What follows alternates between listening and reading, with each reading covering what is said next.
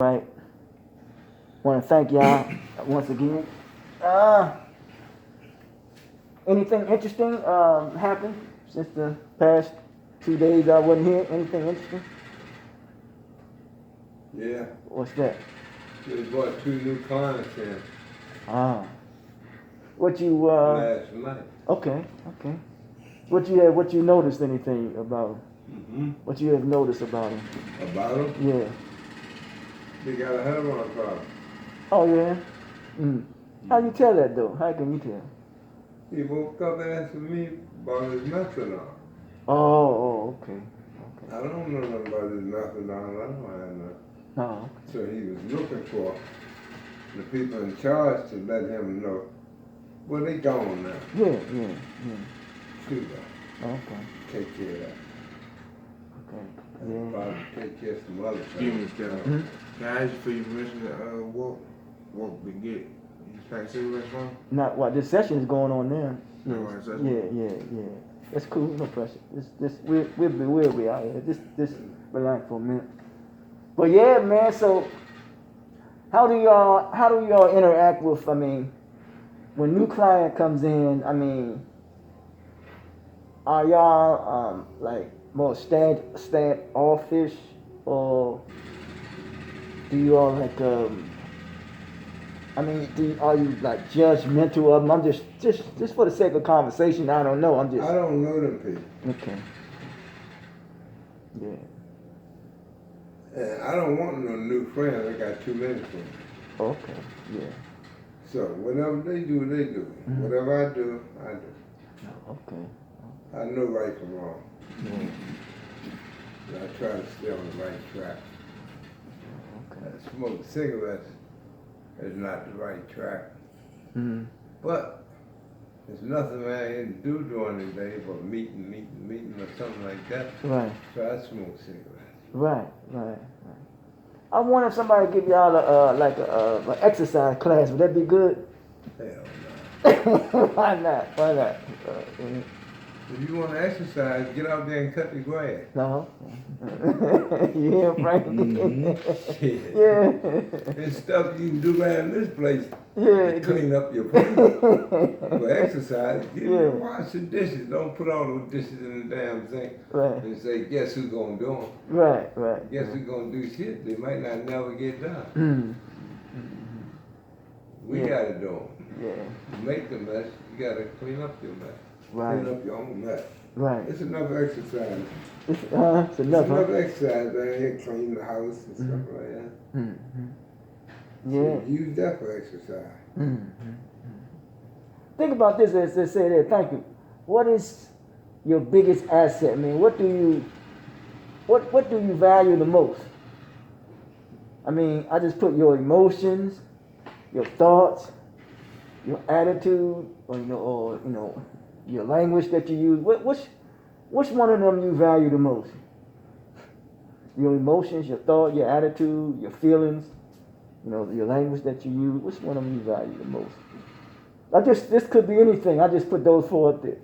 Thoughts? What about you, Frank? Which of the four do I? Yeah.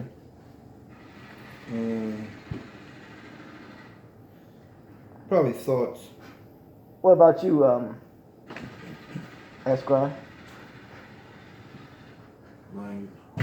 Language. Yeah. Okay. Sorry about that.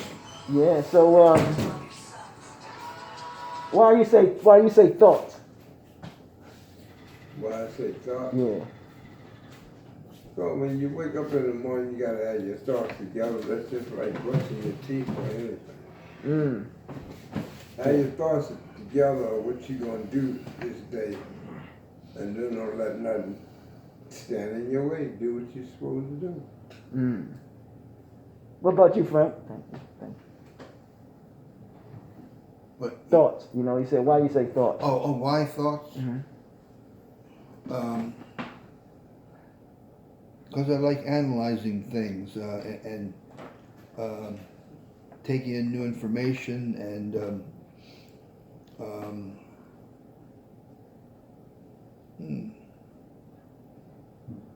It's just I've always done it. I've always like questioned things and not accept simple answers to problems.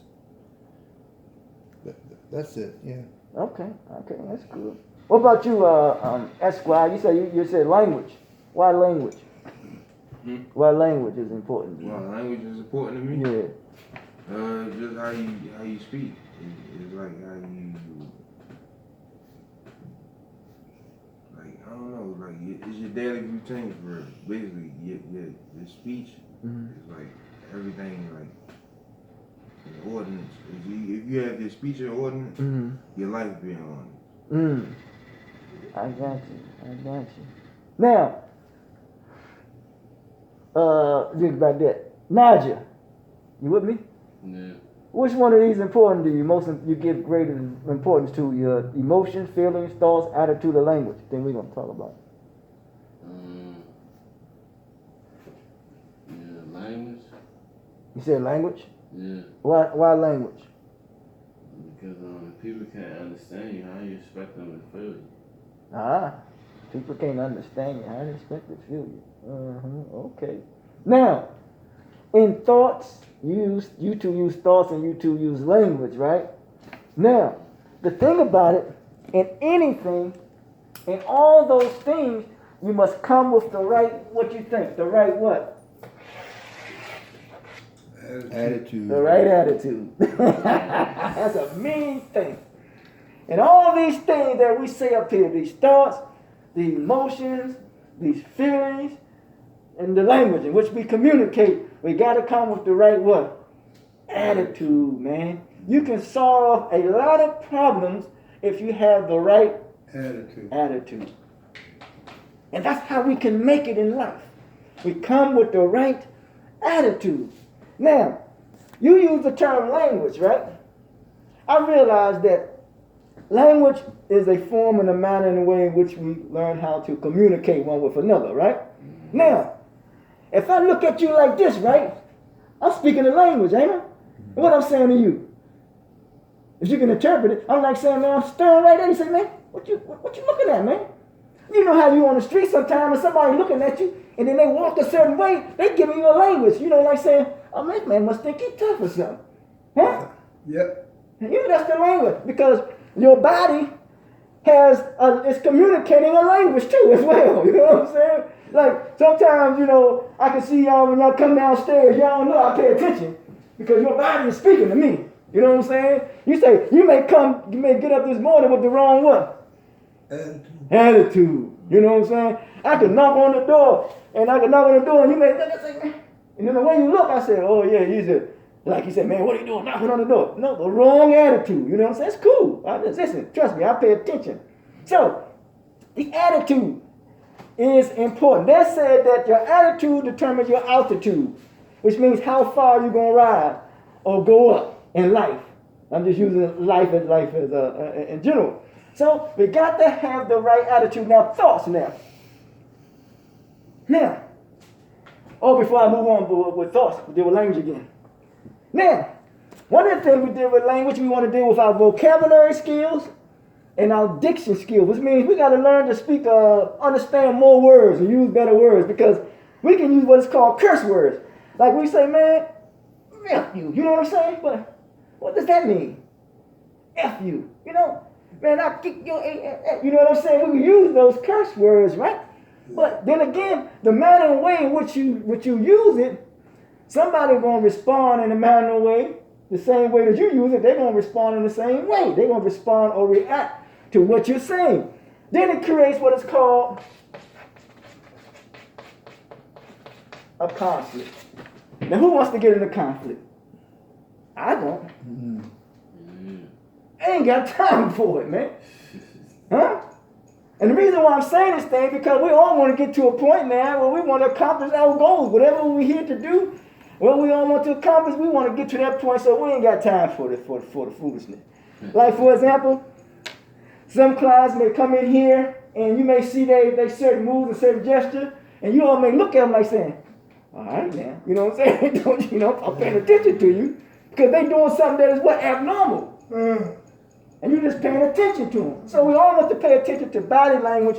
We also want to pay attention to what we say. We also want to pay attention to what we're saying to ourselves. What we're saying to ourselves. Yeah. Yeah. So, and then when we do that, this comes into play now. Our thoughts, man. Man, our thoughts. Now, what we think of ourselves, what we think about ourselves. Now, I realize that every thought begins with a seed, which means something must be planted in. But remember, if something is planted in you, they're planting in the ground, and the ground must be, even this here, fertile, right? Because if the ground is fertile, it's going to produce something. Your thoughts produce something. As I said to you earlier one time, Frank, all that we possess or all that we are, as Buddha would say, is thought. It's thought. So your thoughts is important. Your thinking. Someone says, I believe it's Honorable Elijah Muhammad says, that vision stems from the source of your thinking. What do you envision for yourself? Sometimes when you sleep, what is in your subconscious mind? You know what I'm saying? What is in your imagination? Now, sometimes, man, shoot, I can see this, you know, be honest with you, you see this, you know, little nice looking lady. And I'm saying, ooh, I can see myself, you know, you know what I'm saying? You know what I'm saying? You know, sometimes we think it's real though, you know what I'm saying? That's imagination. But then, can you see yourself? I remember Reverend Mike said this one time. I like what he said. This guy said, man, a guy was working at his house. Who is this? Reverend Ike. Oh, Old Reverend, old guy. He said, this guy said, man, I seen that Rolls Royce. He said, man, I seen that Rolls Royce in my dream, right? And then Reverend Mike said, you seen it, but you didn't see yourself driving in it. That's the key point. You want to see yourself driving in something. You want to see yourself in a role, in a leadership role. You want to see yourself in a position of power. You want to see yourself in a position of authority. Why? Because children learn in picture form. And picture form becomes a meaning, and that meaning becomes an emotion, and you act on it. That's why they said that sometimes if you paint a picture up there, and that picture is something to guide you and direct you and says, man, this is you, more than likely, you're going to be in pursuit of it. But if you see this type of picture here, a negative picture, more than likely, you're going to participate in what? In negative activity. Yep. So you want to see yourself in a positive picture, a positive image. Now, when we deal with the prefix of these two words, pause and negate. Now, the prefix of the word negate is when you go up and shoot a shot, you block it. That means you're not allowing the access to come through, knowing you don't want nobody to make the shot. So we want to deal with a flow. We want a constant flow of thinking positive as opposed to negative. So that means that positive means access to. Everything is a constant flow. You said language, and you know some of the what they call entertainers or rappers, they say, don't break my flow, you know. Yeah. You know, as I look upon the star, here I am, there you are, you know. You just as sweet as a candy bar. So when I look at you, sugar, you my superstar. You know what I'm saying? Yeah, so you want a constant flow in the uses of your words in a positive manner. So we say, what is the biggest asset? What is it that you have? What is most valuable to you?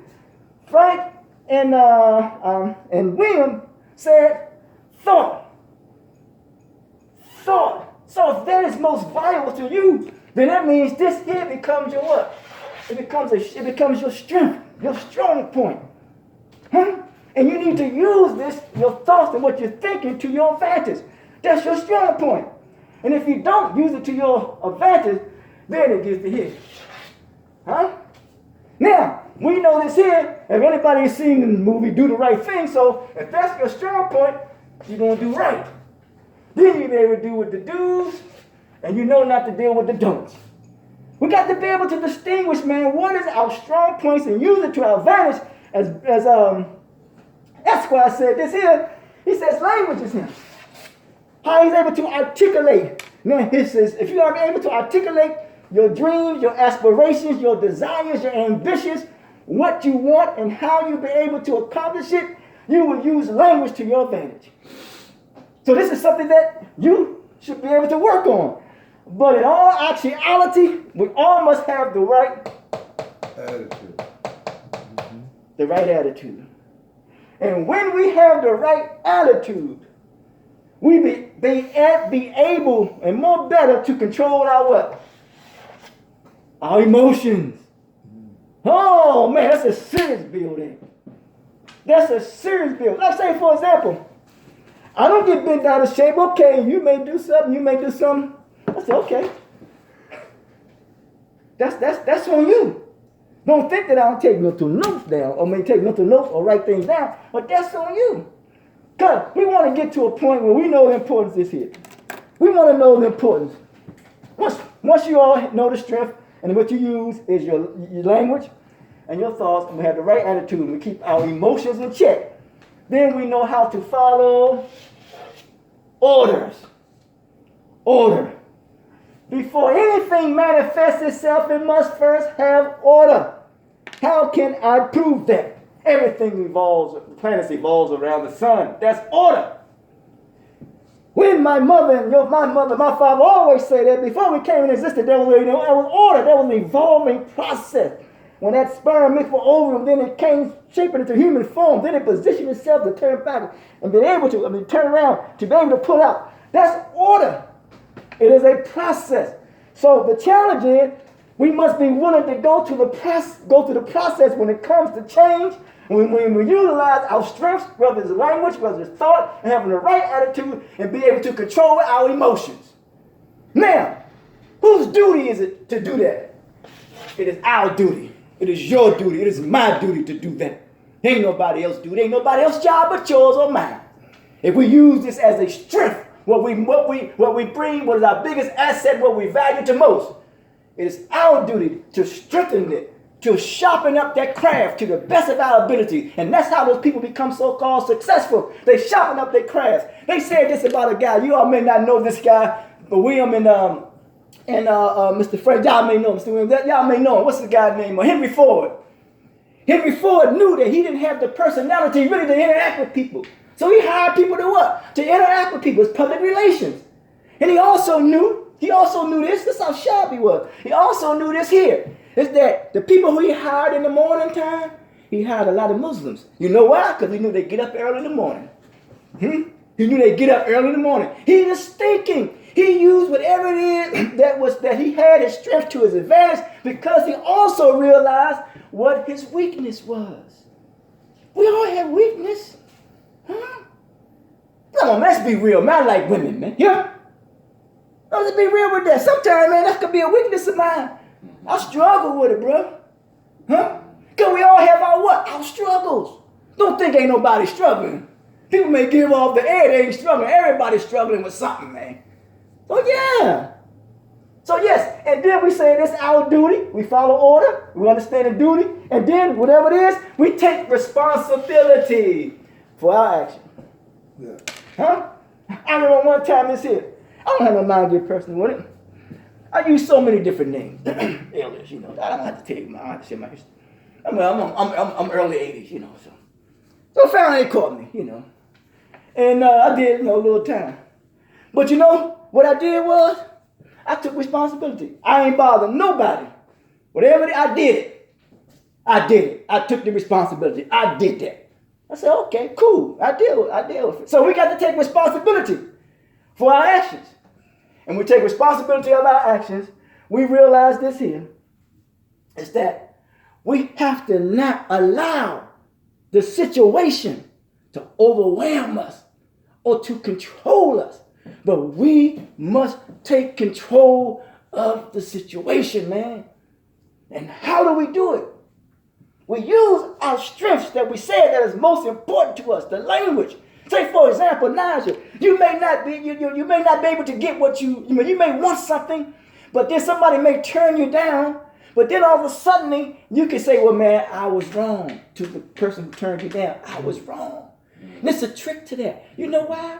What's the guy, Dale Carnegie? Y'all may not know him. Some older folks may know him. He says, always good to make other people feel important. Huh? Because you catch bees with honey, man. Huh? That means you can work it, man. You can work this here. That means you'll getting to them to get what you want. But you must do it in a manner, in a way, with the best intentions. Not for wrong, but for right. Huh? Think about that now. Yes, sir. Yes, sir. So, and then we understand our duty, and then we understand our responsibility. Yep. So, other than that, any questions, comments, concerns, or challenges? No. Well, I saw my psychiatrist yesterday, and we were talking about how this very topic. I avoid arguments and conflict because it's not worth arguing about. No one's going to prove anything, right or wrong. All you're doing is proving how you feel, and it just happens to go against someone else's. There's no solution except I just shut up. That's right. I avoid arguments. That's up. That's right. It's not that worth the getting all worked up about. That's right. That's right. Sure not, man. What do you say, Mr. Bill? Good stuff. Thank you, man. Some people's feelings are already effed up, and they want you to be effed up right with them, so they'll start an argument. That's the best thing to avoid an argument. Don't say nothing. Yes, sir. Good Know strategy. about your business, because you know right from wrong. Good stuff, man. Good stuff. What about you, Esquire? On the exchange that we're having here. I'm joining in with everybody else. Okay. What about you, Nigel? I think if it's good, do it. But if it's bad, don't. Yeah. Good stuff, man. Good stuff. Yeah. It's like one of my favorite painters is Jackson Pollock, who just poured and dripped abstract paintings. Yeah. And when I was in art school, and someone liked realistic painting and would say like, Jackson Pollock's a bunch of crap. You know, he can't paint. I'd get into a big argument, and he would argue back and forth. Now, in the last couple of decades, it's like someone says, "I think Jackson Pollock sucks." I'll say, well, a lot of people do. Yeah. A lot of people agree with you, and a lot of people don't. Right. Okay. Right. It's like, okay, I know where you're coming from. We don't have to butt heads. Like, I always think of those elks or moose with the antlers. Yeah. People argue over nonsensical things, so they get worked up. They let themselves get out of control. In my case, I have to say it's an age thing. I've matured to that point, but it's hard to tell a young person who's got a lot of emotions and energy to calm down. But good stuff, man. Yeah, that's good. Yeah, you're on it though. That's right, because it is about being mature, man. You know, you got to be mature, man. You got to be mature in use of your language, mature in your thoughts, mature in your emotions and your feelings, and mature in your attitude. And you know when you're mature in all those things, you become mature in the actions that you take. You'll be mature in the actions that you take, man. That's all, man. it also saves energy. I told my psychiatrist, hating and anger just take up a lot of energy. Now, when you're young, you have a lot of energy, but it's not worth getting all depleted and wasting my energy on an argument. Yes, sir. Yes, sir. Are we keeping you? That's natural. That's natural. That's natural. Well, yeah, man. That's natural. I'm just kidding. That's natural, man. So that's good stuff, man. Good stuff, man. Well, if that's is that it? Anything else? All right. Well, I want to thank y'all. Other than that, the meeting was over. A real good session. Right. Thank you. Real good session. Thank you. Thank you. Thank you. You ready? Yeah.